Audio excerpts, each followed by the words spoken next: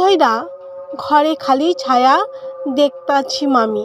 একটু আগে চা বানাইতেছি, তখন দেখি মনে হইল আমার পিছনে কেডা জানি আইসা খাড়াইল। ভয়ে আমার শরীরের লোম সব খায়রাইয়া গেছে। এই দেখেন মামি, আমি কইলাম এই বাড়িতে আর কাম করুম না। রাবেয়া রান্নাঘর থেকে এক কাপ চা এনে কাপটা ঠক করে টেবিলের উপর রেখে খানিকটা ক্ষিপ্ত হয়ে বলল, নিগার সকালবেলায় ডাইনিং টেবিলে বসেছিল, চায়ের কাপটা টেনে নিতে নিতে ওর কপাল কুঁচকে যায়। রাবেয়া চলে গেলে মুশকিল, পূর্ণিকে একা সামলাতে পারবে নাও। শরীফুল ব্যবসার কাজে বেশিরভাগ সময়ই ঢাকা কিংবা চট্টগ্রামে থাকে। রাবেয়ার বাড়ি চাঁদপুর, 18-19 মতো বয়স, বেশ বিশ্বাসী, হাটবাজার ওই করে, টাকা পয়সার হিসাব ঠিকঠাকই দেয়। তাছাড়া রান্নার হাতও ভালো মেয়েটা। আর সবচেয়ে বড় কথা হলো পূর্ণার সঙ্গে রাবেয়ার চমৎকার অ্যাডজাস্ট হয়েছে। ওর বাবা মারা যাওয়ার পর থেকেই মেয়েটা কেমন গুটিয়ে গেছে। নিগারের দুশ্চিন্তা ঘন হয়ে উঠতে থাকে চায়ের স্বাদ বিস্বাদ থেকে। তার কারণ আছে, শফিকুল আর পূর্ণিও ছায়া দেখে। পূর্ণি গতকাল বলল, আম্মু আম্মু আজকে যখন তুমি বাথরুমে গেলে তখন দেখলাম। কি দেখলি? লাফ দিয়ে একটা কি যেন ঢুকলো ঘরে, ছায়ার মতো সাদা সাদা। তারপর নিগারের বুক ঠিপ ঠিপ করে। তারপর ছায়াটা হাঁটলো। জানো আম্মু, ছায়াটা না ঠিক আব্বুর মতন। আব্বুর মতন মানে? যা, হ্যাঁ সত্যি, তুমি বাথরুম থেকে এলে আর ওইটা চলে গেল জানলা দিয়ে। ওহো, শফিকুলও ছায়া দেখে বলল, ডায়াবেটিসের ধাত আছে, ভোরে ছাদে হাঁটাহাঁটি করে। দিন কয়েক আগেই ভোরবেলায় ছাদে হাঁটছিল, তখন দেখলো সাদা একটা ছায়া নারকেল গাছ থেকে টুপ করে লাফ দিয়ে ছাদে নেমে এলো। কথাটা নিগারকে বলতেই নিগার বলল, বুঝেছি, আপনি আজই চোখের ডাক্তার দেখান, বলেই কোনো মতে ব্যাপারটা সামাল দিয়েছে। দ্বিতীয় স্বামীকে আপনি করে সম্বোধন করে নিগার। কিন্তু ওই ছায়াটা কিসের? সে যাই হোক, ভারী সমস্যায় ফেলে দিল। রাবেয়া এখন কাজ ছাড়ার হুমকি দিলে বিপদে পড়তে হবে। নিগার এও ভাবে যে এ বাড়ির সবাই ছায়া দেখছে, কিন্তু আমি দেখি না কেন? আজ সকালে সাধন আচার্যকে ফোন করলেন। অনেক দিন পর নিগার ডিসপ্লেতে পরিচিত নামটা দেখেই ভীষণ অবাক হয়েছে। বলল, হ্যালো কাকা, আদাব, আমি তো এখন কুমিল্লা থাকি। সাধন আচার্য বললেন, আচ্ছা আচ্ছা, তা আমি কুমিল্লাতেই আছি মা, আমি তোমার এখানে আসছি, তুমি আমায় এখন ঠিকানাটা বলো।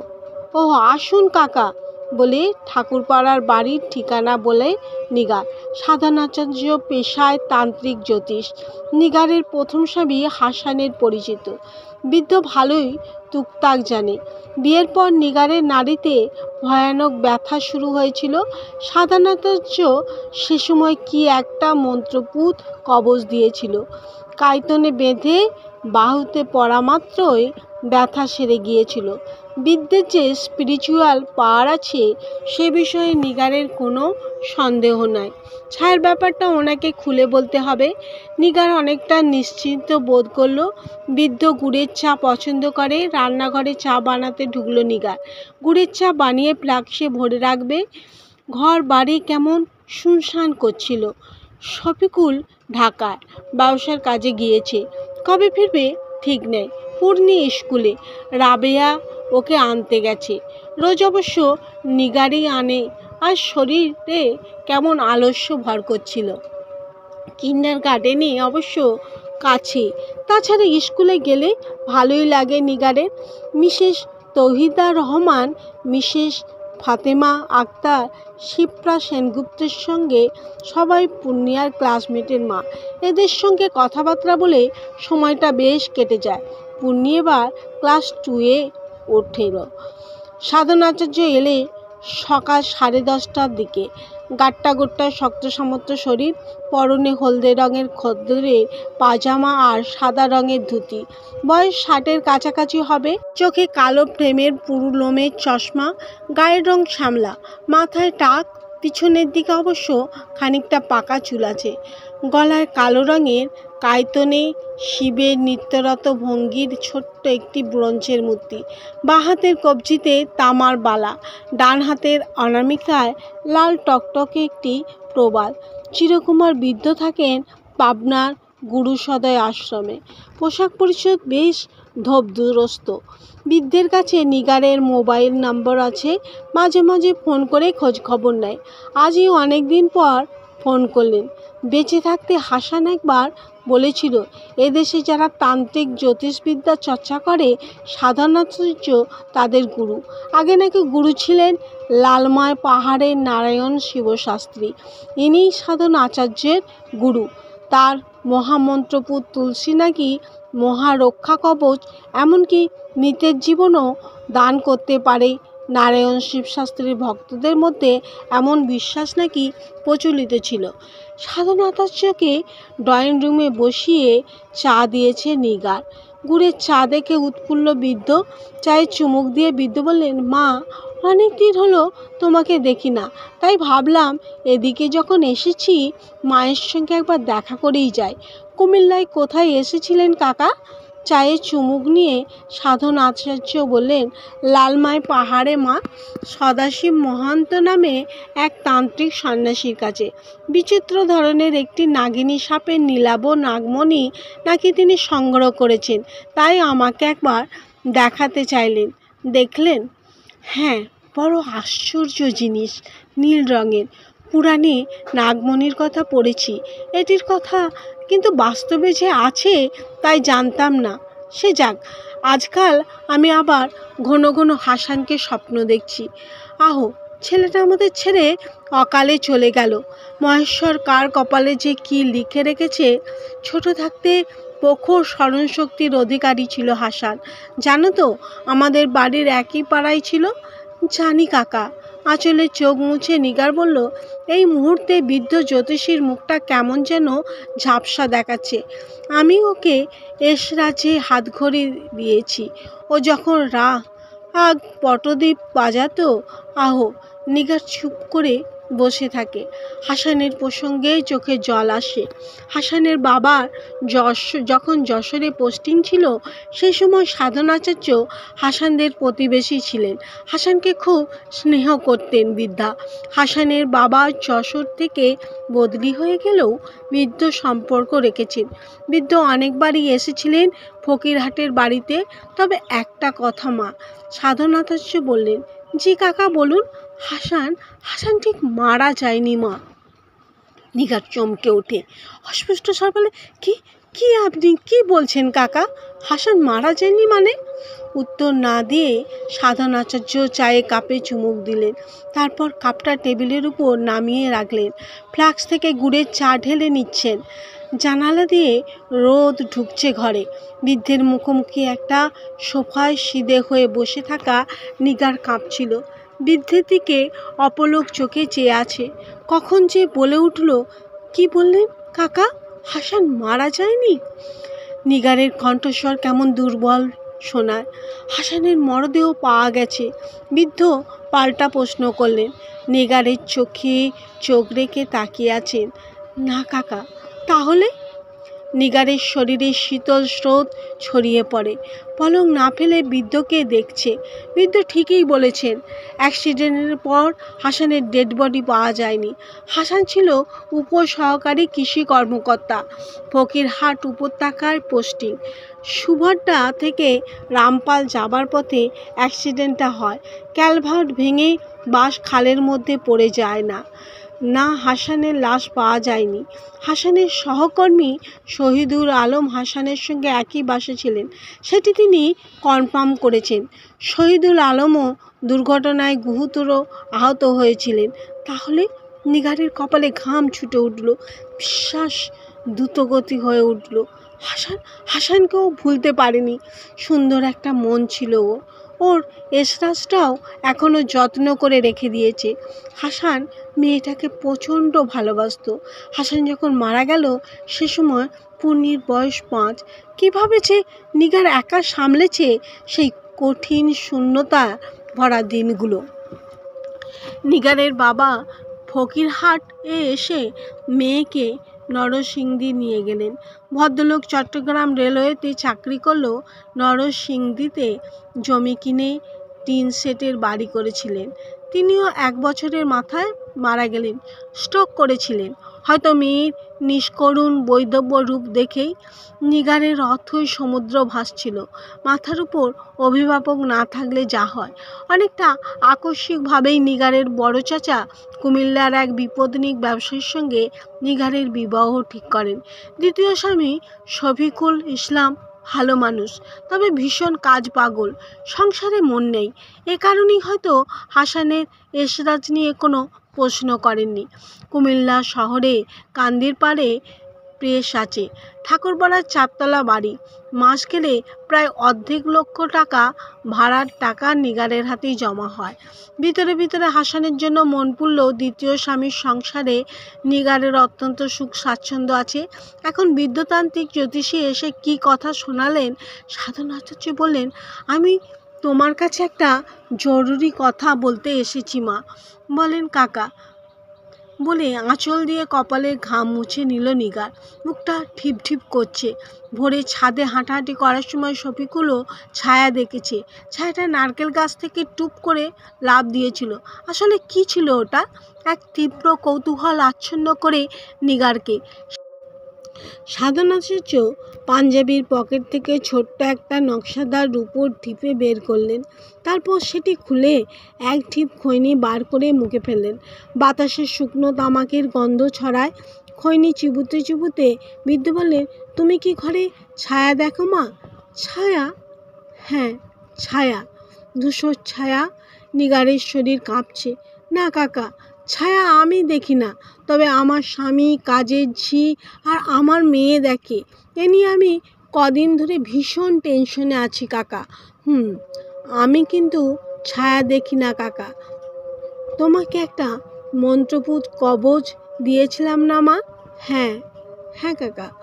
ওটা কি তুমি এখনও বাহুতে ধারণ করো? হ্যাঁ কাকা, এই যে। বলে কালো রঙের ব্লাউজের হাতা সামান্য তুলে কালো কয়তন দেখালো নিগার। সাধন আচার্য মাথা নেড়ে বললেন, বুঝতে পেরেছি, ওই জন্যই। কিন্তু কিন্তু ছায়ার কথা আপনি জানলেন কিভাবে কাকা? শোনো মা, আমি দীর্ঘদিন যাবৎ জগতের আদি রহস্যের সন্ধানে ব্রতী হয়েছি।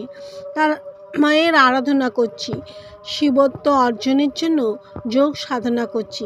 ভূভারতে কত তান্ত্রিক কাপালিকের সঙ্গে আমার সম্পর্ক। তন্ত্র সাধনা করলে এসব জানা কঠিন, কিন্তু বিষয় নয় মা। তন্ত্র আসলে বিজ্ঞান, অপরা বিজ্ঞান। ওটা ওটা কিসের ছায়া কাকা? হাসানের ছায়া মা। হাসানের মানে? নিগারের মাথা টলে উঠল। হাসান এখনো ছায়ায় পৃথিবীতে আছে? নিগারের শ্বাস আটকে যায় প্রায়। ও অস্পষ্ট স্বরে বললে, হাসান ছায়া হয়ে আছে মানে? আপনি কি বলছেন কাকা? সাধন আচার্য খৈনি চিবুতে ভুলে গেছেন যেন। চোখ বুজে ধ্যানস্থ হয়ে আছেন। জানালা দিয়ে রোদ পড়ছে চৌকো মুখের উপর। মসৃণ টাক চকচকে দেখায়। কপালের বাঁ পাশ কালে রঙের জন্মদাগ, মাঝখানে একটি আঁচিল। হঠাৎ চোখ খুলে বৃদ্ধ বললেন, হ্যাঁ মা, বাস দুর্ঘটনার আঘাতে ওর মৃত্যুর জন্য যথেষ্ট ছিল না। আবার আগের মতো বেঁচে থাকাও সম্ভব ছিল না। তান্ত্রিক গুহ্যশাস্ত্র অনুযায়ী এমন অবস্থায় মানুষ যথার্থ লোকে যেতে পারে না। কায়া তখন ছায়ায় রূপান্তরিত হয়। হাসান এখন ছায়া হয়ে রয়েছে। এই ছায়া জীবন খুব কঠিন মা, খুব যন্ত্রণা পাচ্ছে ছেলেটা। বলতে বলতে বৃদ্ধের মুখ কুঁকড়ে গেল, কপালে ভাঁজ পড়ল। বৃদ্ধ হাসানকে ভীষণ ভালোবাসতেন। ওই দেখ, সাধন আচার্য হাত তুলে বললেন। নিগার চট করে ডান পাশে ফিরে তাকায়। পর্দার উপাসে কি যেন সরে যায়, দ্রুত কালো মতো। নিগারের শরীর ঝনঝন করে ওঠে। কি ওটা? বৃদ্ধ কিছু বলার আগেই টুংটাং ডোরবেল বাজল। নিগার চমকে ওঠে। তারপর উঠে দাঁড়িয়ে কেমন ঘোরের মধ্যে দরজার কাছে চলে আসে। বুক ভীষণ ধরপড় করছে। দরজা খুলে দেখলো রাবেয়া, হাতে স্কুলের ব্যাগ আর পানির বোতল। কিন্তু পূর্ণি কই? নিগার বুক করে উঠল। মুখ থেকে ছিটকে বেরিয়ে এলো, কিরে পূর্ণি কই? রাবেয়া হাসে। ঠিক তখনই পূর্ণি বেরিয়ে আসে, স্কুল ড্রেস পরা, হাসছে, রোদে ঘেমে গেছে, ছোট ফর্সা মুখ লাল হয়ে আছে। অন্য সময় হলে মেয়েকে কিছুক্ষণ জড়িয়ে ধরে রাখে, আজ আর আদর করতে ইচ্ছে করছিল না। নিগার বলল, যাও মা, এখন গোসল করে নাও। পূর্ণি একবার সাধন আচার্যর দিকে তাকিয়ে চলে যায়। মনে হলো না বৃদ্ধকে দেখে খুশি হয়েছে, বৃদ্ধও যেন পূর্ণিকে দেখে চমকে উঠলেন। নিগারের একবার মনে হলো যে পূর্ণিকে বলে, সালাম দাও। তোমার মনে নেই? দাদু কি মনে করে সামলে নিল। তারপর বললে, রাবেয়াকে বলল, পূর্ণির গোসল শেষ হলে ওকে ফ্রিজ থেকে স্যুপ বের করে গরম করে খেতে দিবি। আচ্ছা বলে রাবেয়া চলে যাবে। নিগার আবার বলল, শোন, এখন টিপ থেকে রুই মাছ করে ভাজিয়ে রাখ, দুপুরে মেহমান খাবে। রাবেয়া চলে যায়। নিগার সোফায় এসে বসলো। ওর মোবাইলটা পাশে পড়ে আছে সোফার উপর। পরিচিত নোকিয়ার রিংটন বেজে উঠল। নিগার মোবাইল তুলে নিয়ে বলল, হ্যালো। কার সঙ্গে যেন খানিকক্ষণ কথা বলল। ওর মুখের ভাব কেমন বদলে যেতে থাকে।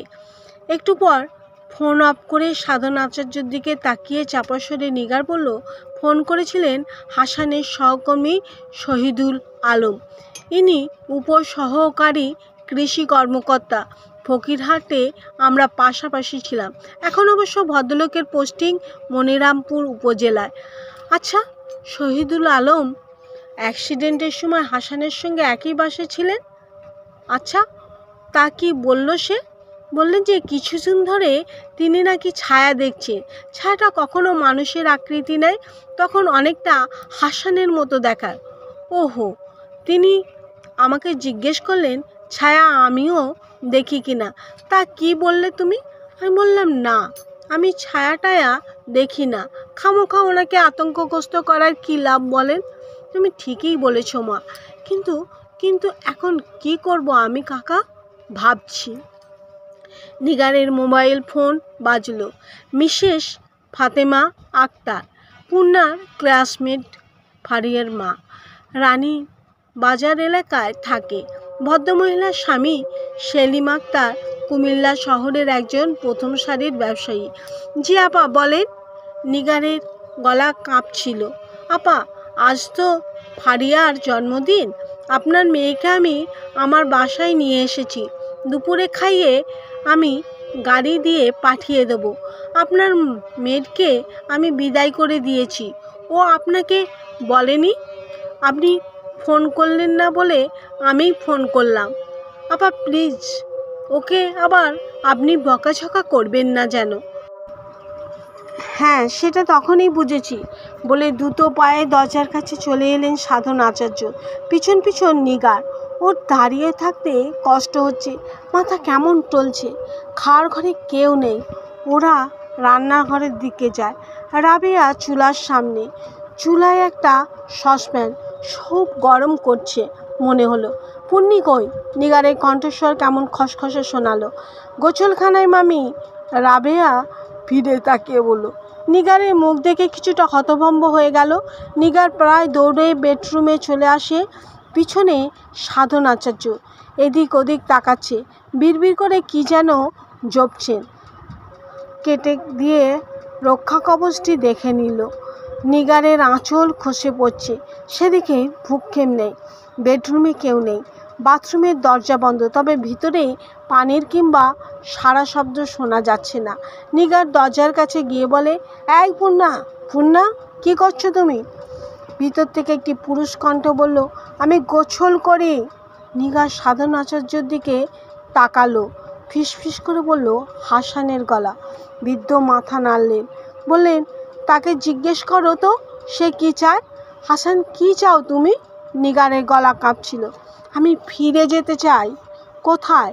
মৃত্যুর পর মানুষ যেখানে যায় সেখানে যাও না কেন? যেতে পারছি না যে। কেন যেতে পারছো না? আমি যে বেঁচে আছি, আমি যে মরিনি। নিগার সাধন আচার্যের দিকে তাকালো। ও চোখে মুখে অসহায় ভাব। সাধন আচার্য পাঞ্জাবির পকেট থেকে কি একটা বের করলেন।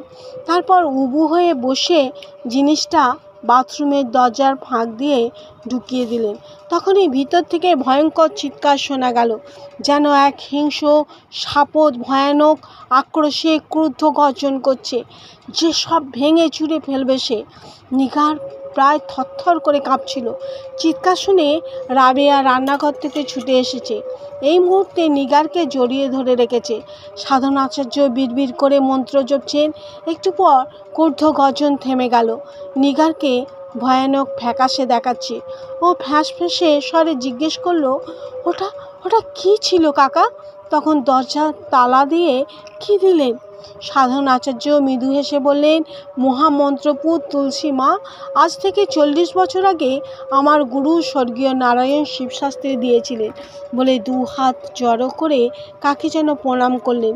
তারপর বললেন, মহামন্ত্রপুত তুলসী এক মহা রক্ষা কবচ মা বলে বাথরুমের দরজায় কাঁধ দিয়ে জোরে ধাক্কা দিলেন সাধন আচার্য।